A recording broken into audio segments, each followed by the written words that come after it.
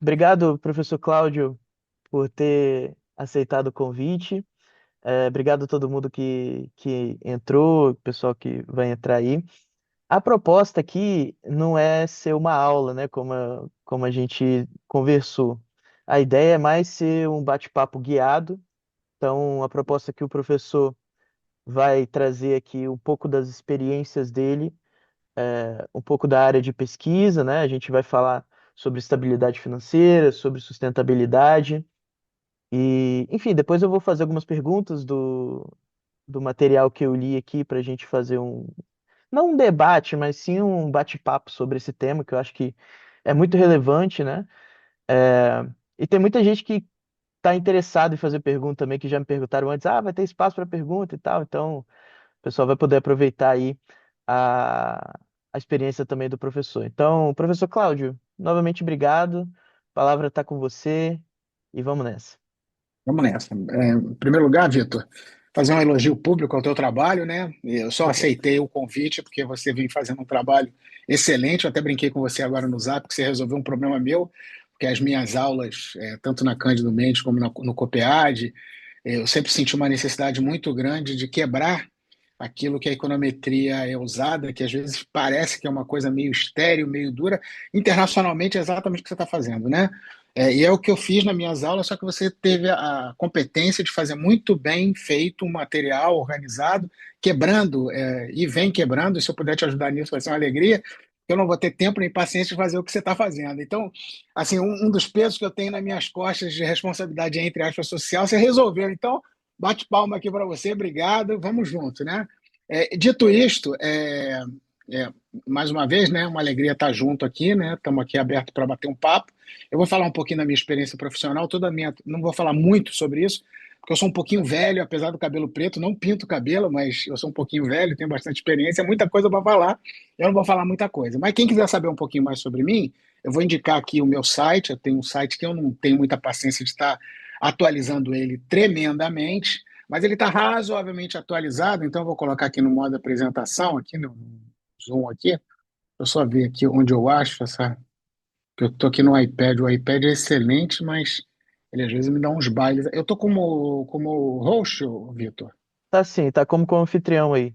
Então, espero que tenha um Só que eu não. botão verde de compartilhar aí. Não, normalmente tem, mas eu não tô achando.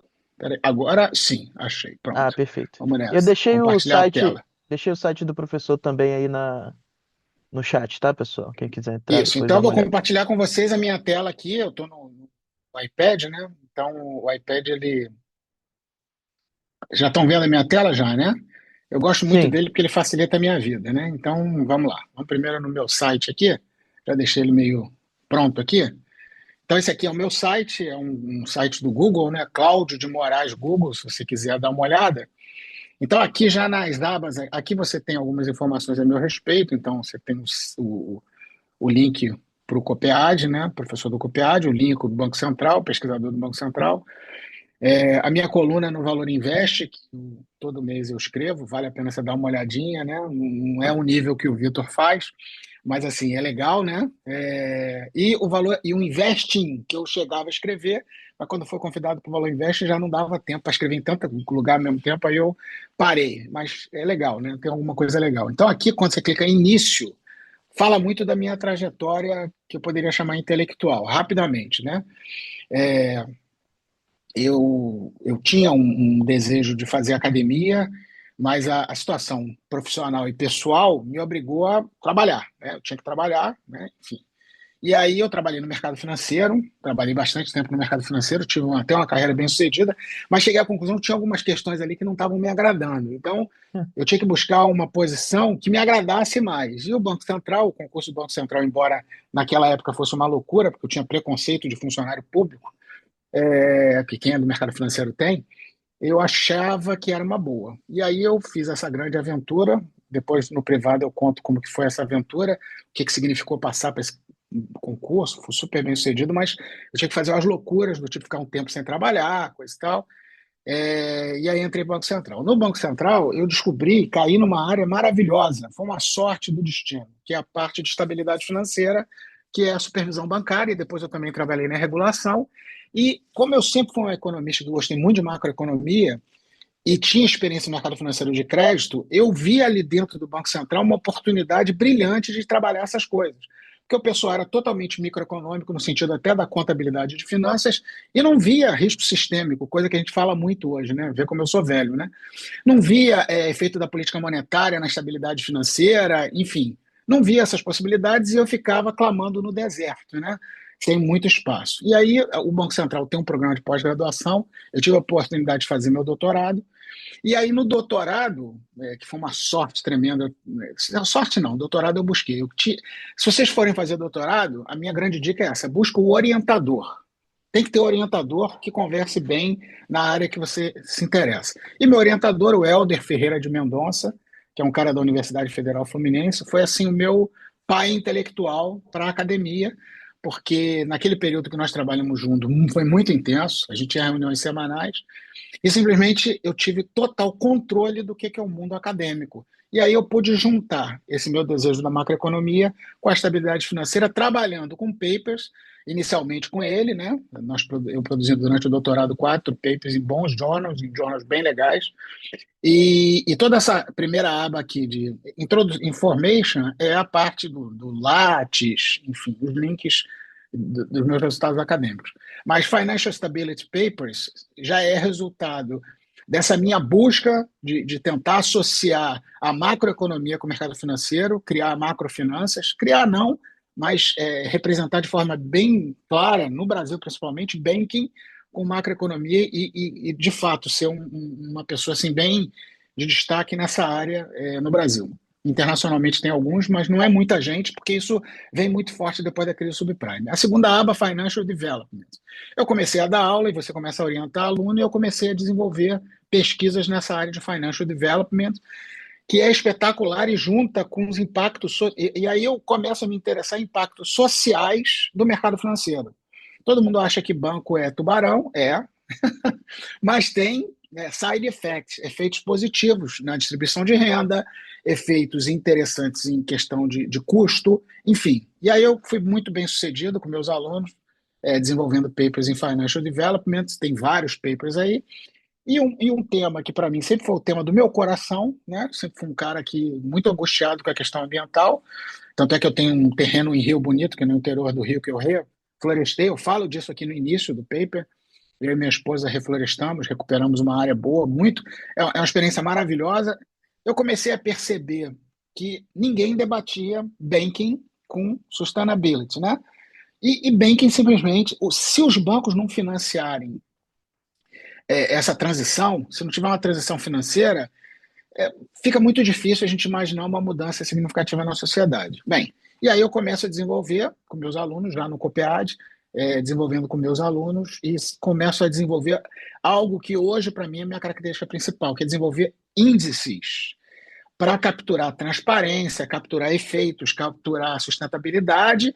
E como eu já sou um cara que estuda o Banco Central, já estudava na parte de Financial Stability, eu começo a desenvolver ideias sobre o Banco Central. Então, hoje a gente vai conversar especificamente de um paper que não está pronto, né? Inclusive a defesa dele vai ser em fevereiro, mas eu já apresentei no Congresso de Vaza, no Congresso Interno do Banco Central, enfim, ele está rodando como se deve fazer, né? No Brasil a gente não faz muito essas coisas, mas internacionalmente é muito comum você submeter o teu paper a vários congressos, tomar cacetada para tudo que é lado, coisa que o brasileiro não gosta, a gente tem muita dificuldade de enfrentar crítica, e aí você vai aprimorando aquele teu trabalho, e quando você vai para a submissão e para os revisores, você está muito mais estruturado do que simplesmente, como eu fiz várias vezes, a primeira coisa que eu faço com o paper é submeter ele e fica, às vezes, um processo muito moroso e demora muito, né? Mas esse sou eu, e agora a minha ideia é falar um pouquinho, não sei se o Vitor quer perguntar alguma coisa ou alguém quer perguntar, mas a minha ideia agora é fazer a apresentação da ideia da transparência. Excelente, professor. Obrigado. Vamos fazer assim, a gente deixa as perguntas para o final. Tá Pergunta bom. do pessoal, o pessoal vai anotando aí, Então, beleza. que a Então, gente vamos faz para. uns 15 minutos no final. Beleza. Então, vamos. Já está até bem adiantado aqui, eu já deixei na boca aqui do gol. E vou te fazer uma pergunta, hein, Vitor? Tu vai ter que me ajudar aí no meu paper aqui. Eu vou te fazer uma pergunta. Ah, beleza. Ajude sim. Não é pegadinha, não é pegadinha. Não Vai tem passar, pegadinha. pensou em passar vergonha na frente do pessoal aqui? Não, Ah, você não, não fala que a não, não. econometria é fácil e tal, e agora? Eu devia ter te avisado do que eu ia te perguntar, mas eu vou jogar para qualquer um aí se alguém responder. Tá, Beleza. então aqui, qual é a ideia aqui? Dentro dessa minha trajetória, eu percebi, e eu sempre gostei muito, aprendi isso no doutorado, né, da literatura de transparência dos policymakers. Isso é uma coisa muito relevante na literatura e muito relevante na condução dos policymakers no mundo todo, principalmente. E aí, policymakers, você tem que entender Banco Central, você tem que entender também o Tesouro, né? Você tem a figura do Tesouro gerindo a política fiscal, você tem o Banco Central basicamente gerindo não só a política monetária, mas a estabilidade financeira também. Então, assim, olhando objetivamente para todo o caminhar de um banco central, no passado os bancos centrais eram opacos. Então, eu vou falar aqui na introdução desse meu paper, que é uma questão muito bacana, muito legal e é importante a gente entender. A nossa sociedade, e aí você já deve ter ouvido falar do Bauman, alguns filósofos, dizem que a sociedade hoje é líquida. Então, transparência é uma coisa hoje que não dá mais para. Ninguém se esconde mais. O rei está nu, né? E os bancos centrais, eles, por incrível que pareça, eles foram os grandes iniciadores desse processo, quando lá na década de 90, o sistema de metas para a inflação, que hoje está bem banalizado, ele começa a ser introduzido na política monetária nos países todos, começando ali na Nova Zelândia, Austrália, e depois se distribuindo por vários países, inclusive o Brasil. Quando, o sistema de metas para a inflação, só o nome dele já direciona para a gente o que ele está propondo. Ele está querendo dizer para a sociedade qual é a inflação que ele vai perseguir. Isso não era assim antes.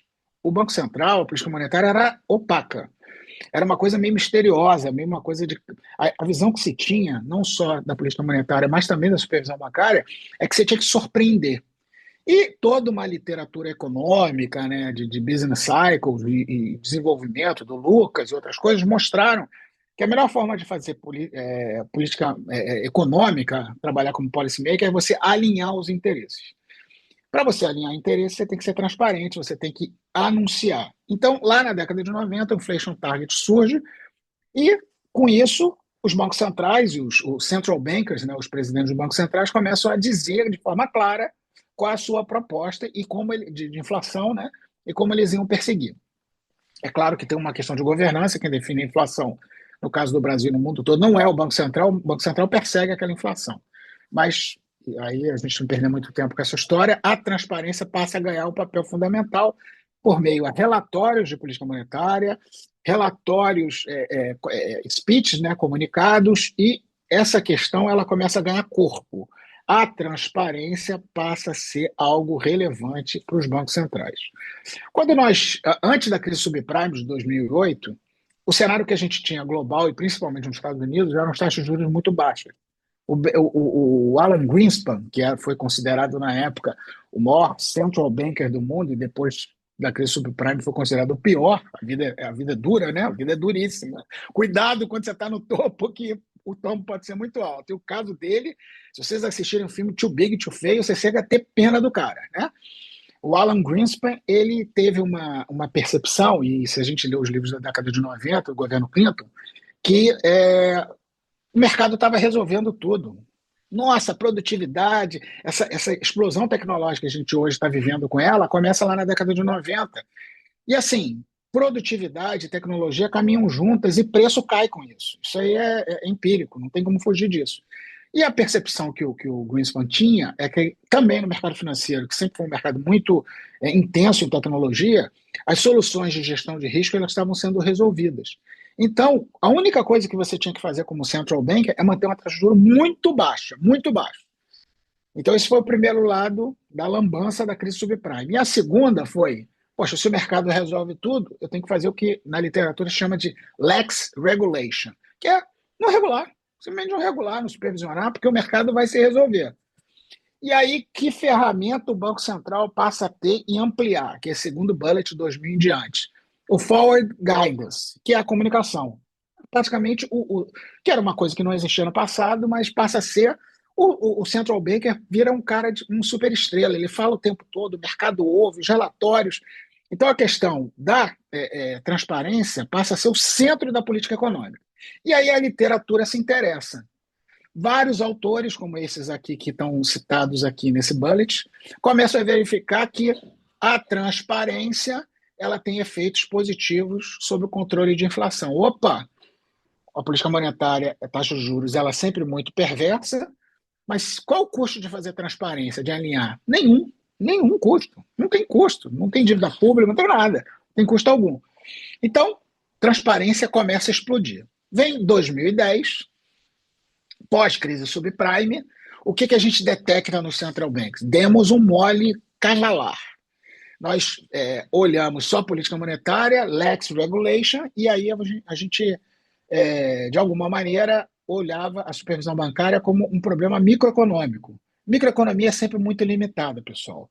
Sim, estou implicando com o Vitor. Obviamente, o Vitor é um cara inteligente, já sacou.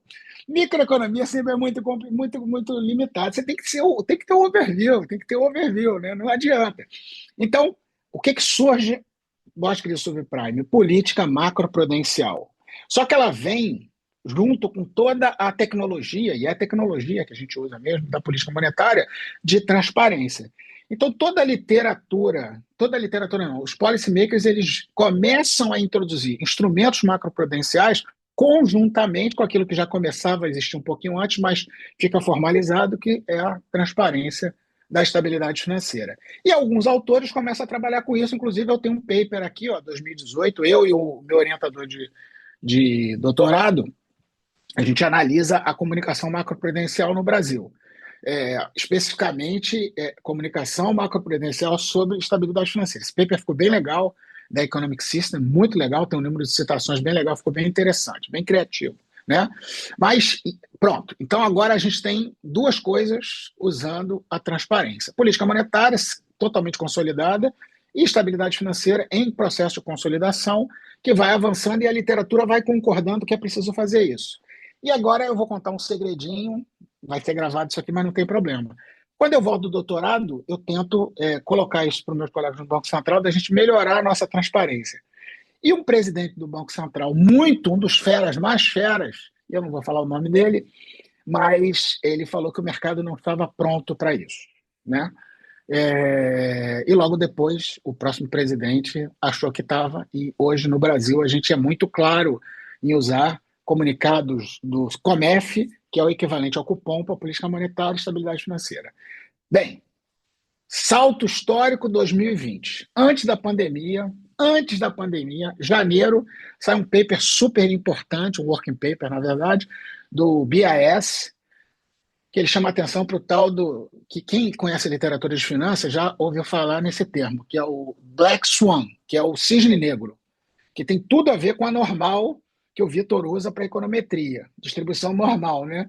A distribuição normal não atende muitas coisas. E o cisne negro, né, aquele cara lá que cunhou esse termo, ele mostra que vários eventos em finanças, em economia, são eventos de cisne negro, ou seja, eventos não esperados. E o pessoal, em 2020, pega esse termo, evento não esperado, e fala assim, o meio ambiente é muito pior. É o Green Swan, é o cisne verde. Então, a gente tem que ter modelos, a gente tem que ter análises para impactos ambientais 2020, antes da pandemia. Olha como que os caras foram precisos, que foi o maior efeito que a gente teve. Então, começa o BIS a impulsionar os bancos centrais, porque o BIS é o tipo banco central dos bancos centrais, para que eles cuidassem dessas questões ambientais e tratassem de alguma maneira disso. Então, começa a ter uma série de iniciativas e a pandemia acelera muito isso. Esse The Need to Work for Greening the Financial System, NGFS, é um grupo de bancos centrais que começa a desenvolver esses elementos. Então, esse é o pano de fundo do meu paper, mas antes de entrar nele diretamente, é importante que eu deixe uma lista aqui de empirical papers, outro paper meu, né?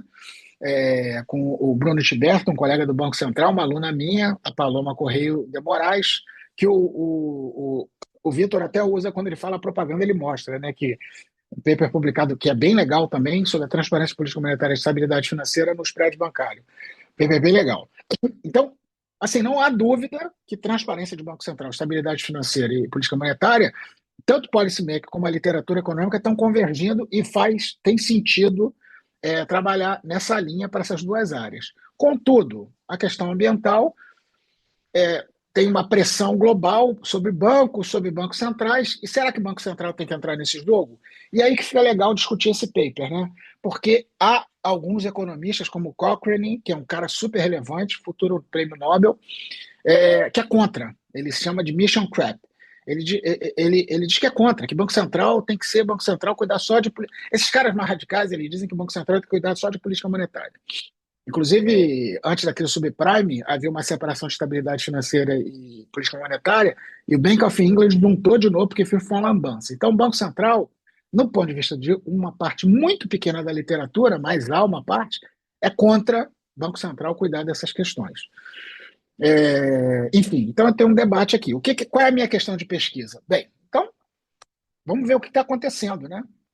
Será que os bancos centrais eles estão entrando nesse debate, estão participando disso? O que está acontecendo? Isso é interessante, porque para eu ver alguma aplicação, e é um desdobramento dessa minha pesquisa, primeiro eu tenho que ver se faz sentido, se há esse approach dos bancos centrais em termos de estabilidade financeira.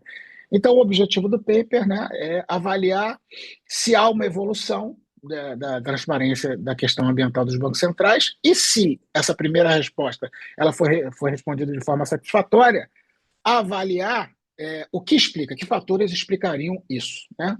Vamos ver. Então, vamos lá. Então, para isso, nós criamos, e essa é a grande contribuição do paper, e é muito sólida essa contribuição. Nós criamos esse índice, que é o índice o CSTI, que é o Climate and Sustainability Transparency Index, que é o nosso índice totalmente inspirado, por isso que ele é muito sólido, na literatura de transparência de Banco Central. Você tem uma literatura de transparência política monetária, o Dinser e o Ashgreen, eles criam alguns critérios de avaliação. Você tem a transparência de estabilidade financeira, que também bebe nessa mesma fonte, e nós bebemos nessa mesma fonte, só trocando. Enquanto eu tenho o relatório de inflação que eu analiso política monetária, o relatório de estabilidade financeira que eu analiso estabilidade financeira, eu tenho que ver se tem relatório de questões ambientais. Então, é essa questão que vai guiar a nossa análise. Além disso, e muito importante, qual é a amostra que a gente está usando? A gente está usando uma amostra que tem a ver com o BIS, porque o BIS pressiona esse grupo de bancos centrais, e que seja relevante. Essa é a grande questão da academia. A amostra tem que ser relevante. Então, nós olhamos esses 43 bancos centrais que participam simultaneamente desse movimento NGFS e do BIS, que são signatários do BIS, e compõem entre si 86% do GDP global, do PIB global. Isso é muito relevante, porque, como eu falei recentemente lá na Globo News, CO2 e crescimento de PIB, a correlação é altíssima. Pode fazer qualquer teste simples. Isso é um problema não do CO2, é um problema do PIB. A gente tem que medir o PIB direito, está mal medido. A forma como ele é medido é ruim, mas isso é outro papo. Usamos o ALS Fixed Effect e usamos o efeito fixo, né, o ALS efeito fixo e a regressão quantílica. Desculpa que a apresentação está em inglês, mas como eu fiz em inglês para apresentar em Vasa, aí a preguiça, meus amigos, é terrível. Todo lugar eu vou apresentar do mesmo jeito, tá? Eu sou um preguiçoso. O Mário Henrique Simonsen dizem que o maior economista do Brasil dizem que as pessoas preguiçosas, as pessoas inteligentes são preguiçosas. Elas sempre procuram fazer alguma coisa para não fazer muita coisa. Então, Eu, modéstia à s- parte, eu então, sou um gênio, somos, né, então. Vitor? Pô, Então, somos, né, Vitor? Eu quero sempre fazer porque menos a algo. preguiça aqui é impressionante também. Isso. Mas você tem que buscar fazer uma forma de não fazer muito, né? Então, é isso. Entendendo. Então, aqui está a forma como a gente estrutura esse indicador, seguindo exatamente essa matriz da transparência de política monetária e estabilidade financeira. Você tem um objetivo declarado, enfim, qual é a estratégia, como que é o report, e nós enumeramos pontos para isso e são avaliados os sites, né? Então, o site tem um lugar que tem um histórico de sites. Esse era um problema aparente, mas a gente descobriu que tem um local, não sei dizer exatamente o que significa isso, mas um local que você acha todos os sites antigos, de todos os anos. Ele é um repositório de sites, né? Esse é o termo, né? Então, isso facilita muito a pesquisa e essa análise é feita e nós construímos as classificações dos países nos anos que nós avaliamos por esse índice. Pô, feito esse índice, né? Coitada da Carolina, né? É, imagina a ansiedade. Eu, como um cara mais experiente, eu sei mais ou menos o caminho a seguir, mas um aluno ele fica ansioso. Será que isso vai dar alguma coisa? Aí vamos ver, né? Vamos aplicar no sample, né? Para ver se vai dar alguma coisa. Primeiro a gente desenvolve igual um laboratório, gente. Você vê lá o Mickey, lá, o Pateta, misturando É isso. A gente está misturando substância para ver se dá alguma coisa. Agora a gente vai aplicar. Ou seja, vamos pegar o ratinho, vamos pegar o ser humano, vamos tacar a vacina e ver que bicho dá. E é aqui que a gente está fazendo isso aqui, né? Pegando. Por isso que eu gosto de ser economista. Eu não pego o ratinho, não pego o bichinho, não pego o ser humano. Eu pego a base de dados, me sinto. A minha meu mundo interno se sente mais confortável de não correr risco de nenhum. Porque se der side effect aqui, sou eu comigo mesmo lá, com envios, com stata, enfim, mas não estou causando nenhum efeito real, né? Estou brincando com os dados. Então, os dados, a sample que a gente usa é essa, já expliquei, né? O período é um período muito curto, porque essa questão são só 3 anos. E essa questão é muito recente, então, antes até de aplicar, a tendência nossa é pelo menos ter mais um ano na amostra, mas os resultados são muito legais, ficaram muito interessantes, já mostram muita coisa. E aqui alguma explicação, porque alguns países saíram da amostra, enfim, algum detalhamento, tá? Novamente falando dos períodos, e aqui o primeiro resultado que eu fiquei muito feliz com esse resultado, quando a Carol me mostrou, falei, Carol, vamos pegar a média dos 3 anos e colocar como a literatura de transparência coloca. Vocês não estão vendo aqui, porque foi um erro meu na hora de colar aqui, mas o último país é os Estados Unidos. Nossa, quando eu vi isso, eu fiquei feliz da vida. Porque os Estados Unidos, ele tem uma postura, e independente do Trump, ele tem uma postura meio restrita ao Banco Central sair do clássico dele. Então, isso sinalizou para mim muito forte. Opa, se os Estados Unidos ganham a pior nota, provavelmente o indicador está mensurando legal esse negócio. Está dito aqui. E os resultados se assemelharam aos outros graus de transparência em outros países, com exceção dos Estados Unidos, porque os Estados Unidos têm essa questão ambiental. Então, essa questão para mim foi muito assim clara. O Brasil está ali na meiuca, melhor até que a Finlândia. Então, o Banco Central do Brasil, meu empregador, meu principal fonte pagadora, estou feliz com ela, mas vamos melhorar esse troço aí, né? Esse box plot bobinho aqui, né? E o Vitor depois vai usar, já deve ter feito alguma coisa de box plot para explicar a vocês como funciona isso, senão fica aqui mais uma ideia de usar. Ele mostra claramente, o pontinho preto é a média anual. O que está acontecendo? Poxa, é isso que eu queria saber. Será que está aumentando, é indiferente, não tem padrão? Está aumentando de forma muito clara a participação dos bancos centrais em termos de transparência socioambiental. Os 3 anos analisados mostram uma tendência gráfica muito clara, né? Embora o próprio desvio padrão ele não tenha essa estabilidade toda, mas a média ela mostra uma tendência muito clara. Ou seja, se o desvio padrão não está tão claro, não está tão convergente assim como a gente gostaria. Mas a própria média, esse primeiro momento, ele mostra para a gente um crescimento. Então, dá um... Opa, então vale a pena continuar com a pesquisa. Então, em termos de pesquisa, primeiro ponto, desenvolve o índice. Segundo ponto, aplica a amostra, vê os resultados principais, faz sentido no mundo real, né? Aquilo que a gente espera, faz sentido, agora vê a tendência. Pronto, agora vamos para as estimações econométricas para tentar identificar o que determina isso, né? Da onde que a gente tira o modelo? Da onde que... E aí um problema, né? Toda vez que você vai criar um modelo empírico, ou você sai diretamente de um modelo matemático já desenvolvido, estabelecido, ou você sai do mundo empírico. Você tem que ter uma literatura empírica que te apoie. Qual é a minha variável dependente aqui? É uma transparência. Eu tenho trabalhos de transparência política monetária como variável dependente, logo eu vou usar o modelo que é usado. Então, estou seguindo a trilha sem riscos. Para além disso, nós só incluímos uma variável que a gente achou muito importante para tentar capturar impacto ambiental nos bancos centrais, que é a emissão de CO2 por país, que é o último bullet ali. Então, o primeiro bullet, estou seguindo a modelagem de transparência. O segundo bullet, o GDP Growth, o crescimento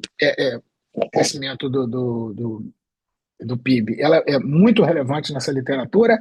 As características institucionais dos bancos centrais, a independência, o grau de independência também, o financial development com suas diferentes proxies também, voice, accountability, trade openness. Então, Estamos assim, feijão com arroz mesmo, seguindo a literatura para não correr risco. Só acrescentei o CO2 emission que me interessa.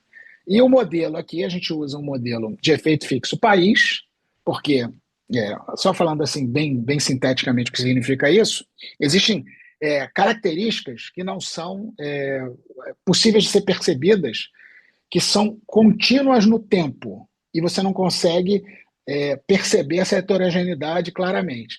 Então, esse modelo de efeito fixo no tempo garante que algumas características que não mudam no tempo, como, por exemplo, o país, Brasil é um país grande e com um litoral muito grande. Isso tem impacto econômico.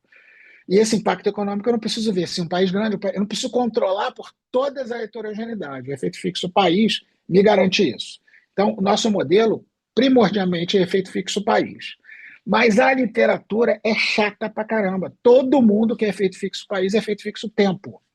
E o efeito fixo tempo, neste caso, ele está controlado pelas variáveis que eu uso. Mas, como eu sei que eu vou enfrentar, eu vou ter que ter argumento. E é isso que eu quero que o Vitor depois me ajude em off, para, né, me ajudar nisso aí. O efeito fixo tempo, o que, que ele é? Vem uma crise global que afeta todo mundo ao mesmo tempo. Eu tenho que controlar isso aí, tá?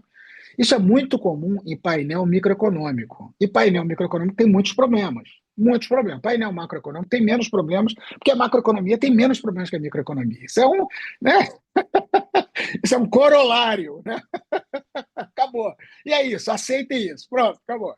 Mas é muito normal em painel microeconômico usar efeito fixo tempo, porque ele não tem variáveis macro no modelo. Então, a grande variável macro é aquilo que acontece com todo mundo ao mesmo tempo. No nosso caso aqui, a gente usa variáveis, controla por variáveis que sofrem esse efeito. Então, eu não vejo razão para usar efeito fixo tempo, mas como a literatura usa, eu apresento esses resultados. Então, vamos lá nos resultados, tabelinha de resultado. Para quem nunca viu uma tabelinha de resultado, é assim: tem estrelinha, tem significância estatística. Significância estatística significa que tem uma relação. O próximo é olhar o sinal, se a relação é diretamente ou inversamente, positiva ou negativa. É simples assim, tá? Então vamos lá. Modelinho aqui de efeito fixo país, para ver se a transferência do Banco Central, desse conjunto de países, que tipo de efeito que ele tem. Então, CO2 emission, negativo. Impressionante. Impressionante como isso é comum. Então, países que emitem mais, os bancos centrais são menos transparentes. Rapaz, faz sentido. Faz sentido isso porque não tem, entre aspas, uma pressão social tão grande do que países que emitem menos. Faz sentido? Faz. Dá para explicar. O GDP Growth, esse é sensacional, né? Como vocês acompanham a literatura econômica, toda vez que a economia vai mal, o primeiro culpado é o Banco Central. O Banco Central é o primeiro culpado quando a economia vai mal. Tá, juro, está muito alta, pode estar 5, está 4, está 3, está 2, está 15, está muito alta, realmente 15, não vou negar.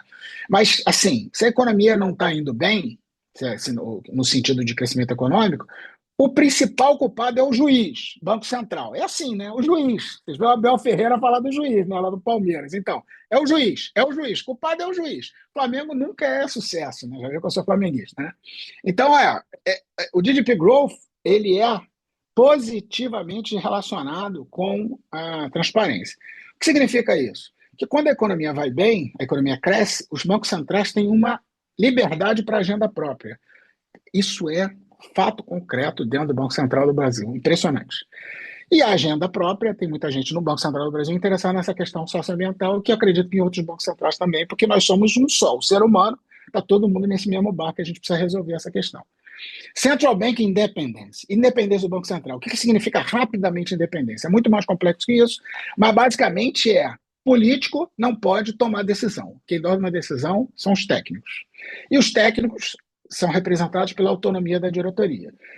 Banco Central independente significa estatística, por sinal positivo. Banco Central independente, mais transparência de política, de questão socioambiental. Essas outras de financial development, trade openness, eu não vou gastar muita energia com elas, que são variáveis efetivamente de controle, o baseline que importa para mim aqui, mas se vocês tiverem alguma curiosidade, a gente debate, tá? OLS com country e time fixed effect. Como eu falei, o time ele rouba algum efeito, porque ele já está representado nas outras variáveis. Mas, de toda forma, o Central Bank Independence ele fica lá firme e forte. Eu não sei se o Vitor já falou isso com vocês. Mas algumas pessoas dizem assim: 3 estrelinhas é mais significativo que um. Não, pelo amor de Deus, não falam um troço desse. Significância estatística é 0 ou 1, é binário. Então, 3 estrelinhas é só significativa a 1%, a 5, a 10. Significância estatística. Meu corte podia ser 5 e aí não seria significativo.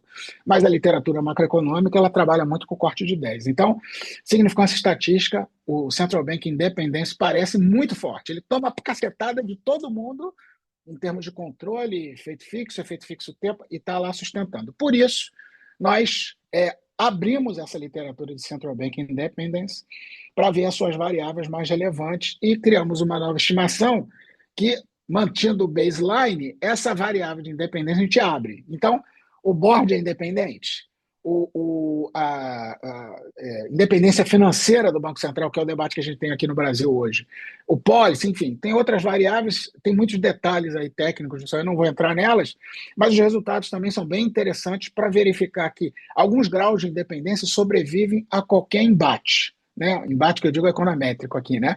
Porque quem não faz econometria, quem não estuda isso, fala assim: você é mole, vai fazer, desgraçado, vai estimar, vai lá. Então, assim, você tem que apanhar de tudo que é maneira, de todos os métodos e técnicas para ter resultados robustos. É isso que a gente está fazendo aqui, né?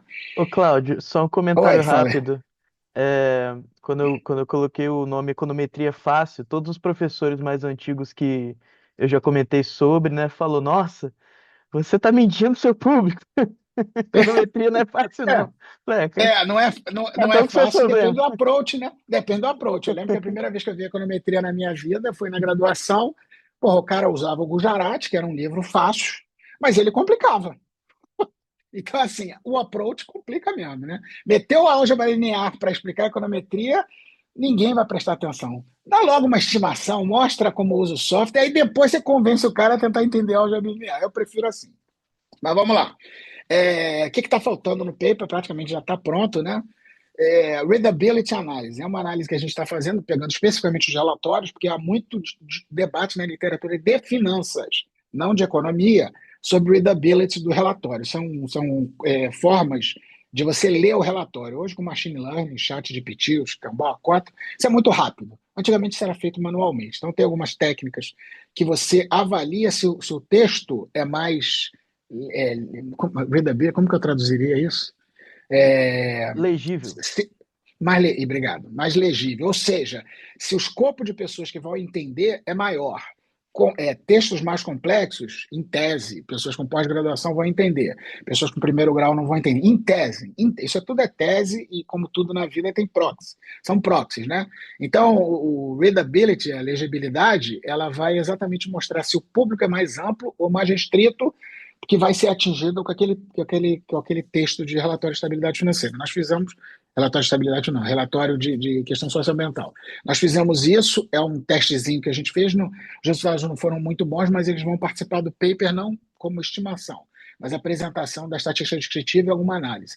E quantile regressão quantílica já está pronto, os resultados são bem legais, e ele é o meu teste de robustez, que é basicamente isso aqui que está aqui, na quantílica você quebra a tua amostra nos principais e acaba que pegando os países mais ricos, médios, mais pobres, e os resultados se sustentam, são robustos, são legais. Tem algumas questões interessantes. É, por isso, o Quantile a gente vai colocar como uma seção e não como teste de robustez, e vamos fazer uma seção dividindo bancos europeus e bancos não europeus, porque uma crítica que eu recebi em Vaza foi que tem um overlap aqui do Banco Central Europeu nos bancos europeus. Então é importante analisar só eles. Então, eu vou fazer isso, achei interessante. Meus amigos, é isso. A conclusão é que a independência dos bancos centrais ela é a variável. Acho que a primeira conclusão é que os bancos centrais eles vêm aumentando, né, ampliando a sua transparência socioambiental, que é um ótimo resultado para todos nós. A independência do Banco Central ela é o fator mais relevante para explicar os bancos centrais independentes. O GDP Growth e o CO2 Emissions eles vão em sentido opostos. Algumas pessoas ficam desconfortáveis com isso, porque na prática eles têm correlação, mas em termos de relação aqui, impacto aqui, eles não se mostram dessa maneira. Me parece bem sensível, né, esse assunto. E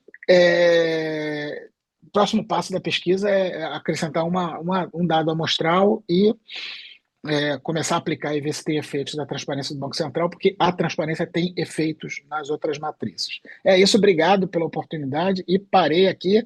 Podem bater à vontade. Agora achar aqui para suspender aqui. Agora como que eu paro? Como que eu Deixa, paro a apresentação? Você consegue parar para mim? acho que foi.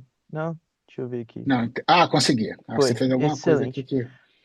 Caramba, Tá bom, é Cláudio. isso.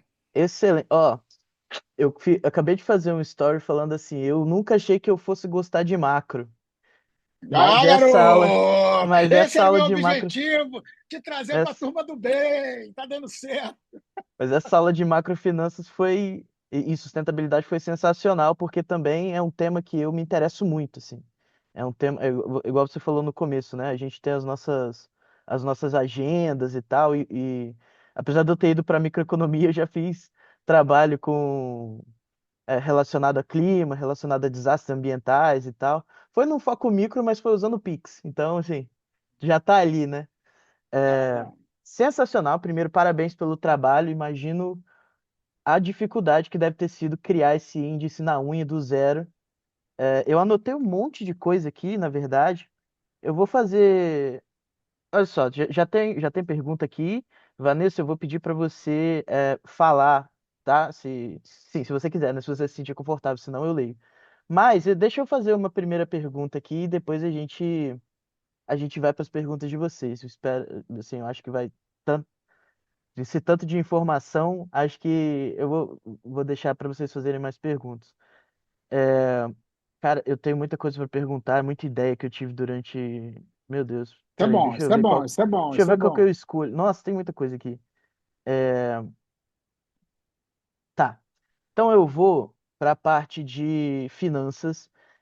Pessoal, só comentando aqui, todo mundo que quiser fazer pergunta, tá, faz igual o José e levanta a mão aí que a gente vai é, dando oportunidade para todo mundo falar.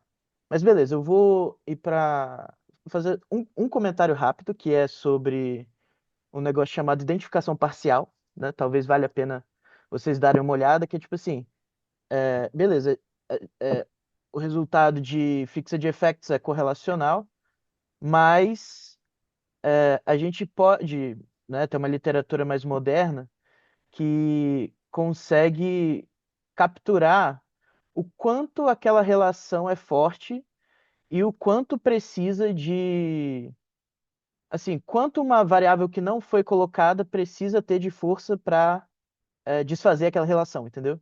Então, esses mecanismos novos de identificação parcial, eles vão fazer o seguinte, eu não tenho certeza se é causal, não é como disse o Deltan lá, o pessoal na época do Lula, eu não tenho certeza, mas tenho forte convicção. Então, assim, a gente não tem certeza do efeito causal, porque em macro é muito difícil, né?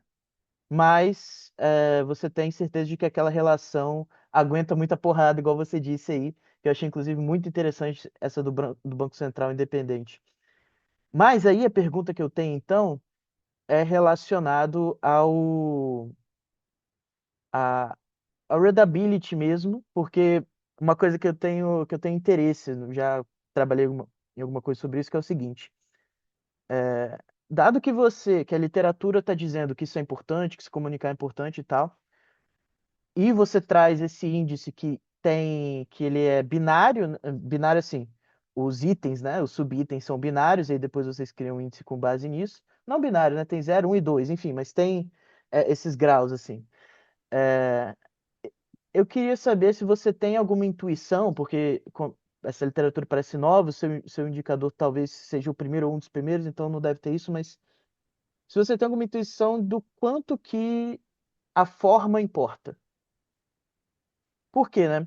Eu estou perguntando isso porque na minha época de graduação, eu tinha interesse muito grande em nos reportes de sustentabilidade, que é a época da contabilidade, na época, não sei como é que está hoje, mas na época a contabilidade estava muito querendo adicionar questões sustentáveis nos relatórios, e aí tinha uma literatura mostrando, se não me engano, acho que na África do Sul, que o relatório começou a ser obrigatório para todas as empresas listadas, né? E aí, como era obrigatório para todo mundo, a comunicação, assim, a qualidade da comunicação importava para a tomada de decisão. Então eu queria entender um pouco da sua percepção sobre, beleza, de ter esses itens no relatório é importante, mas a forma, não só a readability, mas, enfim, o tom do texto e tal, na comunicação do Banco Central tem um negócio mais hawkish, mais dovish, né? Então, como que isso se aplicaria nessa questão financeira? Se você falar em tom mais alarmante, se você falar em tom mais propositivo, não sei, enfim. Eu acho que isso seria uma coisa muito legal de investigar também. Eu queria uma opinião sua sobre isso. E depois eu vou abrir aí os comentários para o pessoal fazer as perguntas. Bom, deixa eu primeiro tentar responder o que você falou com duas vertentes, né? Uhum, Inclusive com paper, né? A primeira é, antes de mais nada, transparência é um conceito mais amplo que o próprio relatório. Vou dar o exemplo do próprio Banco Central do Brasil. Se você procurar o relatório de estabilidade ambiental do o Banco Central, como transparência, ele tomou uma boa nota, né? Mas se você procurar só o relatório, você não acha. É muito difícil de achar. Então, por exemplo, um dos critérios de transparência é espaço no site, tem coisas desse tipo. Então, transparência é um conceito mais amplo. Ser transparente é mais amplo do que ser claro na comunicação. uhum. Tá? Eu preciso ser claro na comunicação. Isso é a primeira questão importante desse trabalho. A gente está pegando um critério mais amplo. Por isso que a gente analisou readability, porque muita gente tem essa, vamos dizer assim, essa confusão entre uma coisa e outra. Então, tem que destacar para ficar bem claro, porque o público que a gente está pegando de finanças é um público de economia. E há essa confusão. Então, primeiro é isso. Segundo, eu tenho um paper que eu analiso especificamente, olha que loucura, o efeito do relatório de inflação nos mercados financeiros. E muita gente trabalha dessa maneira. Os impactos são consideráveis e as mensagens elas são consideráveis. Por quê? Porque o público mercado financeiro é um público qualificado. Ele vai extrair a informação daquilo que tem ali. Então, o Banco Central ele não tem tanta preocupação de ser claro o suficiente, porque a turma, inclusive, se ganha muito dinheiro com isso, né? De ler o relatório e se especializar nisso. O problema é, se um Banco Central quiser abarcar o maior volume de pessoas na sociedade, ele tem que ter uma linguagem menos técnica. Então, por exemplo, você deve ter acompanhado na mídia que o Banco Central do Brasil começou a fazer umas propagandas no Instagram. Uhum. O Boladão foi altamente criticado. E por quê? Porque o Banco Central não se comunicou direito sobre o que ele estava querendo antes de começar. Então, qual é o recado? Comunicação vira ruído com uma facilidade enorme. Sim, Comunicação é arte. Você é um comunicador, Vitor, você sabe disso. Depende do que você fala, ninguém vai entender, vão entender outra coisa, você tem que explicar a piada, né? Que é a pior coisa que tem, né? Tem que explicar o que. perde Às a vezes você graça está sendo total. É. irônico, às vezes você está sendo irônico e o teu objetivo não foi atingido, as pessoas se sentiram agredidas e gerou um ruído. Então, assim, de novo, transparência é um conceito muito mais amplo. Dentro desse universo de transparência, você tem os relatórios, e especificamente os relatórios, eles já atendem ao público específico. Isso é muito importante quando a gente vai debater questão ambiental, porque como o público de ambiental somos todos nós, não é só fundo de investimento nem banco, ele precisa ter uma arte maior de ser legível, sei lá, legível, readability, sei lá. Mais pessoas têm que compreender o que está sendo passado ali. Não sei se eu fui claro na minha resposta para você, Vitor, mas acho que foi isso que eu entendi que você quis colocar. Não, excelente, excelente. Obrigado pela resposta. Então vamos fazer assim agora, ó. Eu vou dar oportunidade aqui para o José fazer a pergunta dele.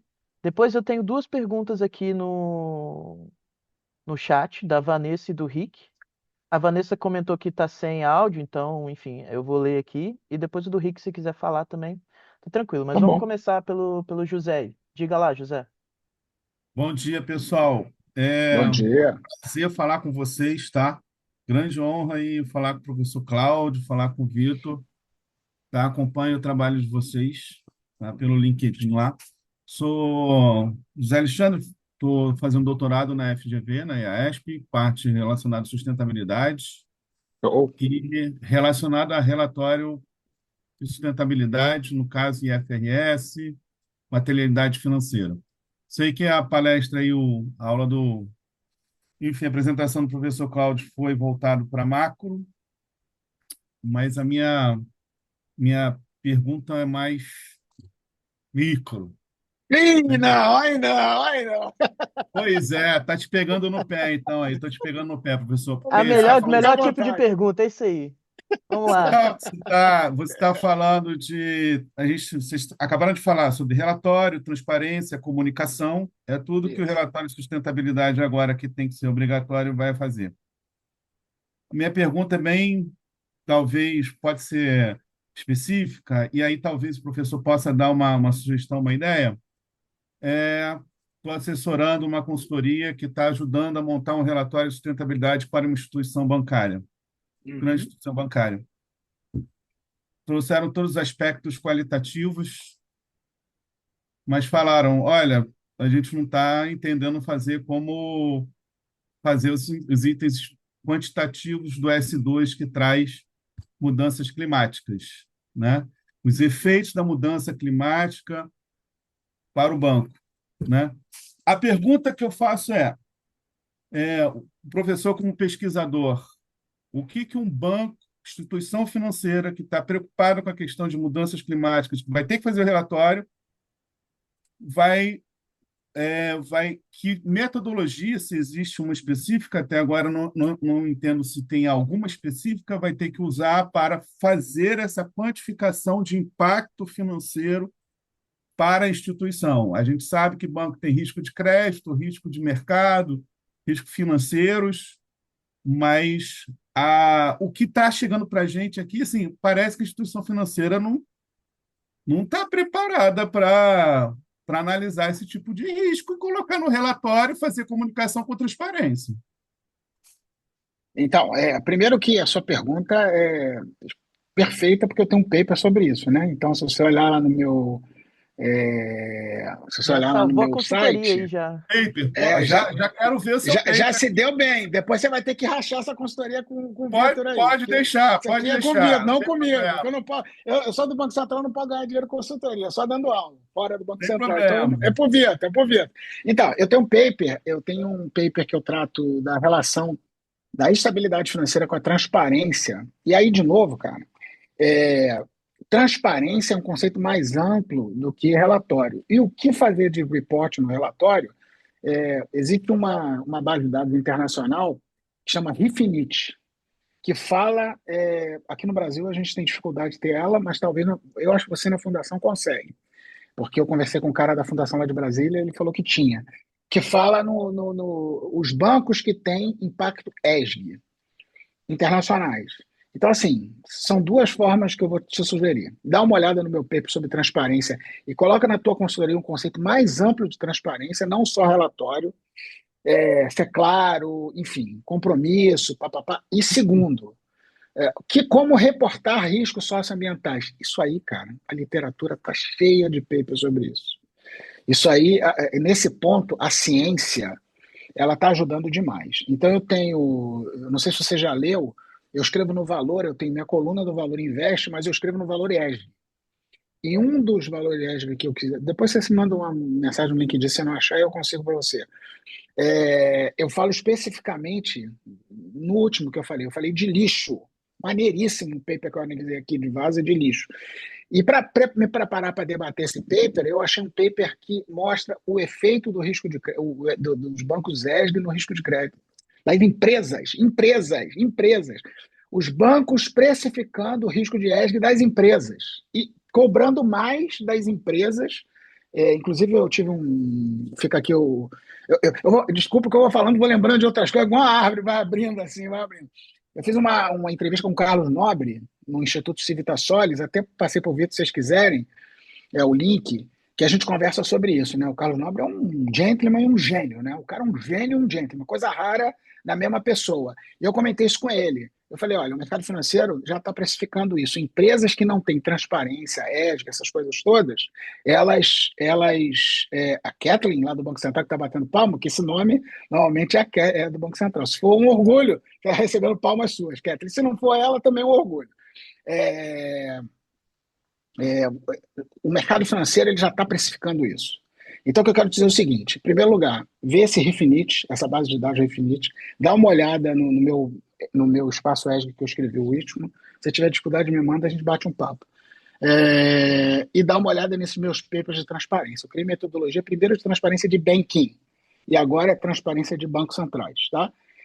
Assim, mas o desafio é bom e assim, hoje você só vai achar suporte na literatura. Tem que artigo científico. Isso, cara, o Vitor faz um troço muito bom também. Eu elogiei ele na econometria.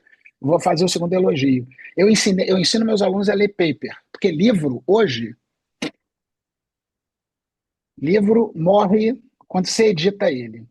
Paper, um está atrás do outro, é muito dinâmico. Então, vai atrás dos papers e fundamenta a tua consultoria de forma barra pesada. O paper é muito bom. De cabeça eu tenho um para te passar aqui, mas eu teria que mostrar aqui para você. Mas me pede um Então, LinkedIn que eu te mando. Aqui, eu tá, tenho um professor, então eu vou comentário. entrar em contato com o LinkedIn lá e te E não, mando não, um se você oi tiver o lá. valor ESG, eu cito o paper que eu estou me referindo, tá? Ah, tá.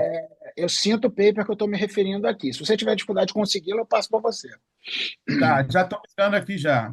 Ô, José, e Tá eu bom. tenho, eu tenho um complemento para fazer, porque, como eu comentei, Passe. né? Eu venho de uma business school e os meus primeiros artigos eram voltados para contabilidade. E um projeto que eu me envolvi na época foi o de relato integrado. Então, Ajuda bastante também.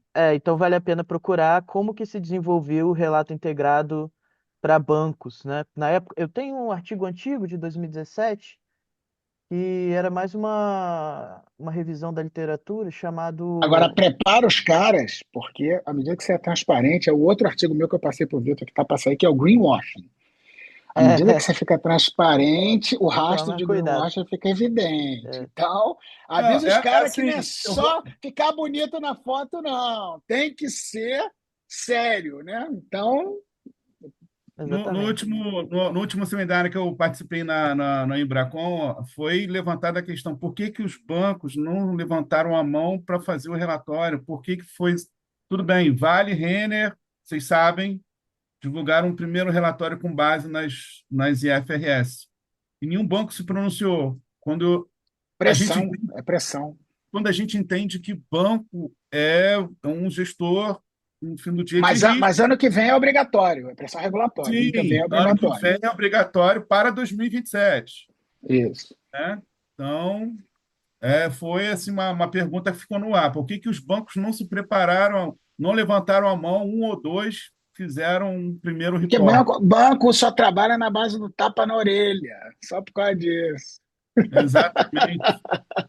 Então, Ex- entrarei em contato com os dois por Fica à Excelente, vontade. tá bom? excelente, E fica à paga a Obrigado. vontade. consultoria ao Vitor aí, depois ele me paga um almoço aqui Eu em posso, Vaza. eu posso, eu posso receber, tá? Posso receber por consultoria, por Obrigado, favor. pessoal. Muito Valeu, um obrigado. abraço. Nada, Valeu, tchau, tchau. José. Então, eu tenho agora duas perguntas aqui da Vanessa, que está escrita, e o do Rick. Então, eu vou ler a da Vanessa. Ela fala o seguinte: Professor, nos Estados Unidos, seguradoras têm solicitado autorização a reguladores para oferecer apólices com cláusulas que excluem responsabilidades relacionadas ao uso de IA, incluindo chatbots e agentes de IA.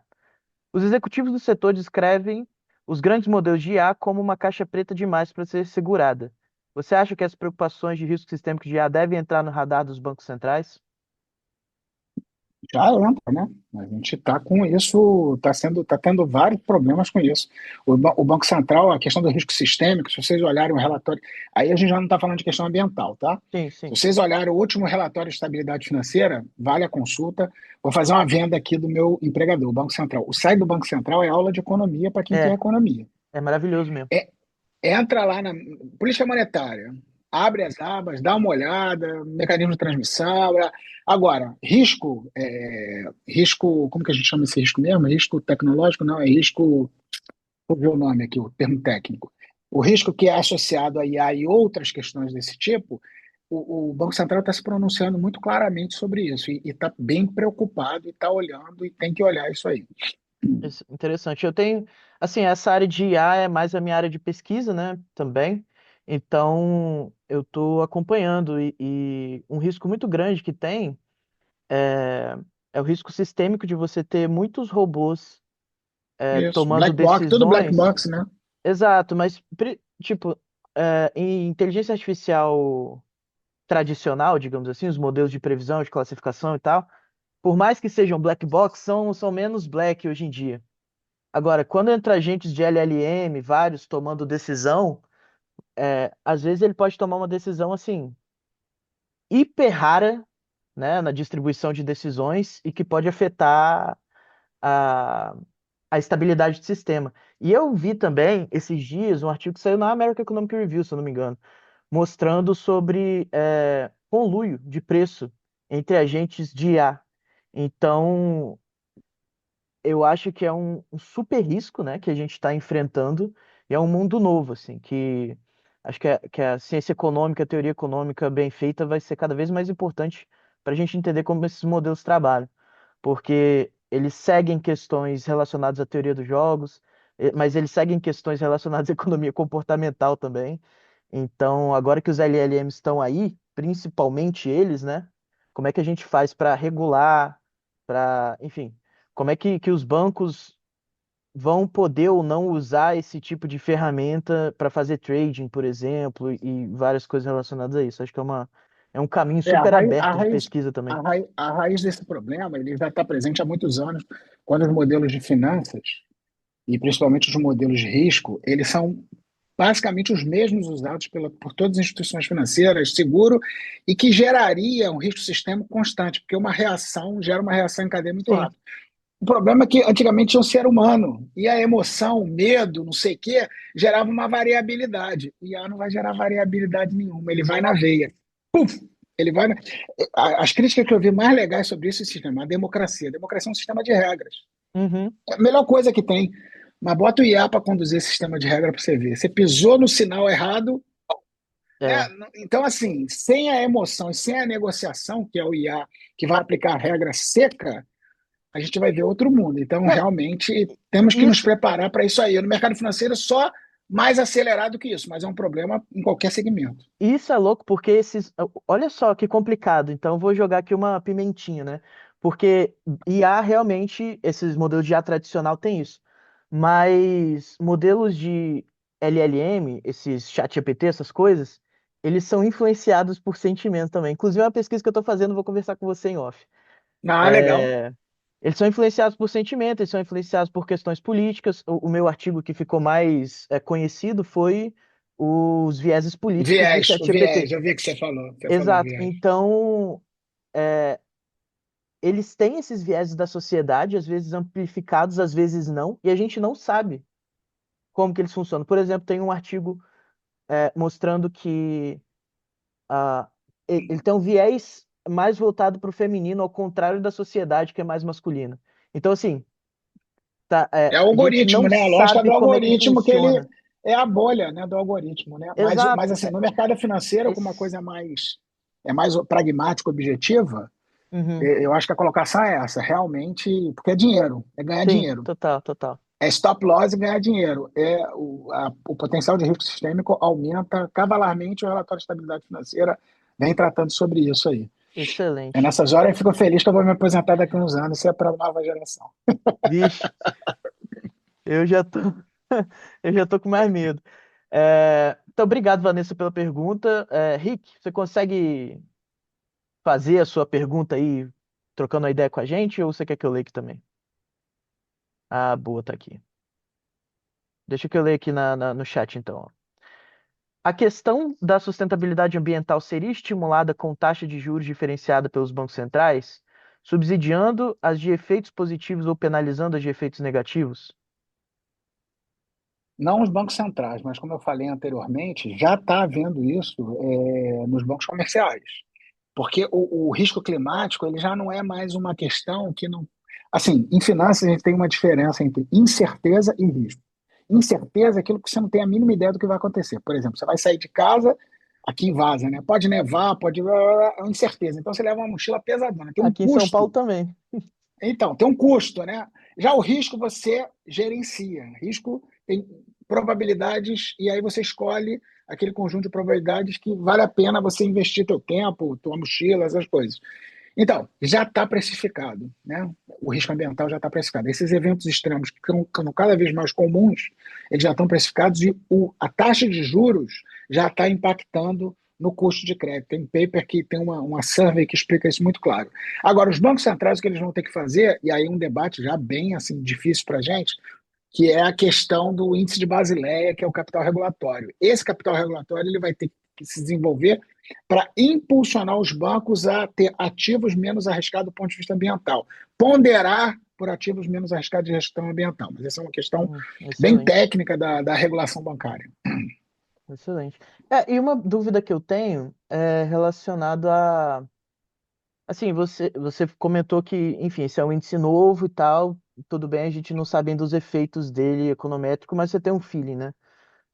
Que eu lembro que você comentou com o professor na entrevista que você fez, com o professor Nobre, sobre Carlos como Nobre. que, isso, professor Carlos Nobre, como que as empresas, os bancos no setor privado estão ou recebem um tipo de bonificação e tal, quando tem uma carteira mais verde, alguma coisa nesse sentido. Você consegue tentar explicar um pouco para mim em relacionado principalmente a como que esse aumento de transparência influencia no mercado privado mesmo, Sim, claro, claro. É, você falou duas coisas, né? Então, vamos primeiro essa questão do preço, né? Preço, o custo bancário é risco. Então, se você consegue incorporar no teu modelo um novo risco, você vai incluir como preço, né? Uhum, Você vai contratar uma mão de obra, o cara não tem nem noção o risco dele, vai te cobrar mais para cobrir o risco dele. Agora, a transparência. A transparência é o seguinte: a transparência, o policymaker, ele vai ser transparente, vai exigir transparência, porque a transparência gera o que a gente chama de accountability. O que é accountability? É compromisso. Compromisso.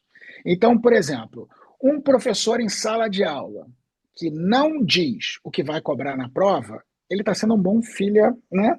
Porque ele não está tendo compromisso com a tua turma. Então ele está se defendendo. E aí o coordenador chega e fala assim: seja transparente com a tua turma. Diga claramente o que você vai exigir, não sei o quê. Porque quando você diz o que você vai exigir, você gera compromisso. Então, por exemplo, nós aqui, depositantes de banco, temos preocupações ambientais. Você consegue identificar, por pressão regulatória, que determinados bancos ser transparente não significa ser mais ambiental, não. É ser transparente. Você consegue identificar o que é mais e menos ligado em questões ambientais. Você escolhe o que você quer. Ah, mas a uhum. taxa de juro desse, o DI é maior nesse que é pior ambiental. Então, meu filho, você não está preocupado com a questão ambiental, você quer estar querendo ganhar teu Você quer dinheiro e dinheiro. dane-se o mundo. Dane-se o mundo. Então, assim, a transparência faz isso. E o Banco Central ser transparente, se do ponto de vista micro, os bancos serem transparentes, criam esse compromisso e permitem que o depositante escolha e também vejam se está fazendo greenwashing ou não, que é uma coisa assim, muito importante, porque é reputacional. O Banco Central, ele quando é transparente, ele joga a luz, a transparência é a luz. O mercado, ele tem falhas de mercado. São market fails, falhas de mercado. O que essas falhas de mercado são? Problemas informacionais. Sim. Toda vez que uma transação tem uma vantagem muito grande para um em relação ao outro, você tem uma assimetria de informação, você tem problema informacional. Quem tem condição de operar oferecendo toda a informação possível ao mercado? O Banco Central, porque ele não opera o mercado, ele não ganha dinheiro, ele não tem conflito de interesse. Então, ao ele iluminar o mercado com informação, ele diminui as assimetrias informacionais. No caso específico de questão ambiental, ele diz para todo mundo: olha, isso é relevante. Eu quero que você faça como eu estou fazendo. Ele tem o efeito exemplo e ele tem o efeito de redução da assimetria. O investidor estrangeiro vem no Brasil e fala: pô, o Banco Central do Brasil, caramba, estou lendo aqui o relatório, estou vendo o site, aí vai num banco. O banco não é tão transparente, é menos opaco. O que ele faz? Downgrade nesse banco, porque o Banco Central criou uma parametrização Entendi. de falha de mercado que ele está mitigando essa falha de mercado. Então, essa literatura, esse canal informacional, é o canal mais relevante hoje. Eu vou só fechar dizendo o seguinte: antigamente, no passado, quando alguém vinha, um emissário de um rei vinha para dar uma informação, o rei está lá, não era? Aí ele mandava lá para o município lá do Espírito Santo, pequenininho, a informação, né? Ele mandava lá a Lá no fim informação do dele. mundo. Chegava o cavalo, blá, blá, blá. Pô, aí chegava a carta do rei. Como que as pessoas iam saber se a informação era fake news ou não? Uhum. Se baseava na reputação do mensageiro. O mensageiro tinha reputação. Então as pessoas reconheciam aquele cara. Se ele não morreu no caminho, chegou, e o selo do rei. Hoje é a mesma coisa, só com excesso de informação.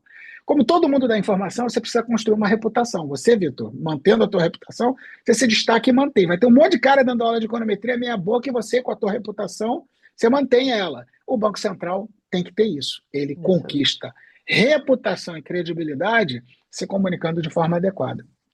Show de bola, excelente, obrigado.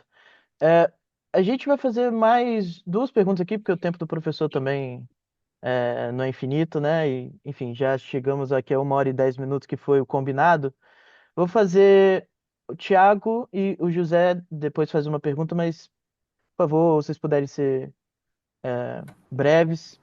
Vamos lá. Super breve, Vitor. Obrigado pelo espaço, obrigado, professor Cláudio, obrigado pela palestra. Eu queria seguir um pouco na linha, perguntar um pouco na linha do que você um pouco acabou de falar agora sobre as atribuições do Banco Central em termos de preocupação ambiental. E a gente sabe hoje que o nosso Banco Central tem mandato único, focado no controle da inflação. Nos Estados Unidos, por exemplo, o Fed tem mandato duplo, com pleno emprego e inflação. Eu queria saber a discussão em torno de tornar explícita alguma atribuição ambiental no Banco Central. Se o Banco Central tende a levar para o futuro orientações específicas para controle do sistema financeiro e, no fundo, a pergunta é como o Banco Central pode ajustar o efeito que o sistema financeiro causa nas mudanças climáticas, no meio ambiente em geral. Então, nessa Primeiro eu vou linha. te responder de trás para frente. Já está sendo feito isso. O Banco Central do Brasil, todos os bancos centrais, eles estão mudando a regulação ou exigindo transparência socioambiental dos bancos, exigindo política, ainda não mudaram a regra. O mandato do Brasil, na verdade, é duplo. As pessoas falam que não é, mas é duplo. É estabilidade financeira e estabilidade de preços. E aí, cara, o que acontece é o seguinte: a inflação, como a puxada lá do Vitor, lá, ela sofre efeitos de questão ambiental. O que aconteceu no sul do país afeta a inflação. Então, os bancos centrais, eles começam a incorporar nos seus modelos questões ambientais. E aí eles começam a se dar conta que, em vez de só sofrer esse impacto, eles podem ajudar a mitigar esse impacto na política monetária. Na estabilidade financeira, é na veia. É na veia. Por quê? O que é estabilidade financeira? É um banco quebrar. Imagina a inadimplência, o quanto não cresceu com o choque que teve no Rio Grande do Sul, com a falta de água que está tendo lá em determinado lugar no Teherã. Assim, esses impactos eles são na veia da estabilidade financeira. Então, os bancos centrais, pelos seus dois principais mandatos no mundo todo, estabilidade financeira e política monetária, eles estão sofrendo esses impactos diretos que deixaram sem incerteza, já é real. Então, já está havendo isso, esses efeitos já estão acontecendo. Eu dei uma entrevista no Globo News, né, falando que muita gente não sabe do que está acontecendo. Parece que nada está acontecendo. Não, está acontecendo muita coisa, muita mudança, muita carteira vista. O problema que eu falei na Globo News é a velocidade. Porque a sensação que o Carlos Nobre dá para a gente, assiste lá a palestra do Carlos Nobre que você vai gostar, no Civitas Solis, é que a gente não tem muito tempo para ponto de irreversibilidade. A gente tem pouco tempo. O tempo é um fator relevante. Então a gente tem que acelerar mais ainda. Mas eu tenho um paper meu publicado recentemente, há 2 anos atrás, que mostra que os bancos brasileiros estão crescendo a sua carteira de crédito mais em setores verdes do que outras coisas. Então, tem uma pressão social, você tem uma pressão regulatória e você tem uma pressão internacional. Não querendo ser otimista, mas o cenário é positivo. O problema é velocidade, a gente tem que acelerar mais. Para isso, a gente tem que ajudar. Nós, consumidores e clientes. A gente não pode topar não agir de forma sustentável. Se a gente pressionar como sociedade a velocidade acelera, né? Quer dizer que a micro agora, então, É o é microcentro, importante, né? a microinstrumento, a microinstrumento. Análise é macro, microinstrumento. Muito Excelente. Vamos obrigado. para nossa. Nada. Obrigado a Obrigado, pergunta. Thiago. Excelente pergunta. Vamos agora para a nossa última pergunta com o José aqui e a gente Rapidinho, Vitor, finaliza. bem rapidinho. Eu ia fazer, mas pergunta rápida. Professor, o artigo que o senhor menciona sobre a questão do que eu perguntei, do risco, é o Do Banks Price ESG Risk. Exactly. Esse? Perfeito, Exatamente já isso. está aqui na minha mão já. E só um comentário, tá? De tudo que eu tenho participado de seminários aqui, dado que eu estou fazendo a pesquisa do relatório, a minha impressão é que empresas, eu já esperava que pudessem não saber quantificar o risco das mudanças climáticas e com isso relatório. A minha surpresa está sendo grande, grande banco não ter isso já mapeado no seu IRM Deixa lá. com a gente que eu tô voltando de vaza para dar cacete nos caras no Brasil. Deixa É isso comigo. aí. Tá? Deixa Então, comigo. Deixa comigo. Só não Bora, posso te Banco contar Central, porque é bora. assunto interno. não, claro, claro, pô. Então, beleza. Então, Tá show de bom? Excelente. bola, muito bom. Parabéns, Vitor, Obrigado. pela iniciativa e grande honra, professor Cláudio. Igualmente. Valeu. Então, vamos finalizando aqui. Obrigado a todo mundo que participou. Obrigado, Cláudio, pela palestra, pelo bate. Excelente. Eu gostei muito, igual eu te falei.